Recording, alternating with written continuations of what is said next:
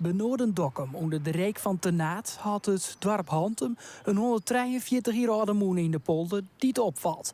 Moeder Marijn van Tilburg zette het monumentale bouwwerk een Skofkelien in de reparatiestand. Maar de vjukken tussen de rouw en willen staan in. Jettiets koen restaurateurs in de omjouwing dat zien dat de moeder onderhoud nedig hier. Hier lekte wat, ziel weer verrot. Ja, hier moet gewoon een nijden. Ja, en de schroef die weer oude, die weer op. Dat moest gewoon een keer. Eén keer in de 25 jaar, 30 jaar, maar dat is even gebeuren. Dit is de oude schroef en dit is het nieuwe houten exemplaar. Die wordt gebruikt om water uit het Hantemer leeg voor te pompen. Kom maar eens een mooie nijzeil, nou, dat ligt weer mooi. Ja, je komt weer gewoon mooi in het pak. De stilte in het loon, het is een echte poldermoen. Er zat er wijze, maar er is een water om te polderen.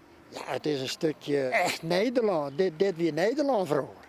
En ik al binnen de plaatsjes joert mooi. Het ontbreekt de moeder aan één ding. Het is prachtig mooi weer op te fietsen. Het is prachtig mooi weer op te kuieren, maar het is slecht weer van de monen. Ja, ik ken er echt niks aan doen. Hij komt net in beweging, Joert. Nee, we hadden bezocht, maar het wil net. Nee. Maar hij is dan ook wel een echte leervaver.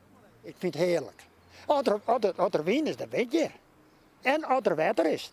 Ik wil hem net inruilen van mijn vrouw, maar ik ga soms wel eens. Dan hak ik me in twijfel en denk, wat maak ik nou? Daar komt nog voor de moeders van mijn vrouw en van mijn bed.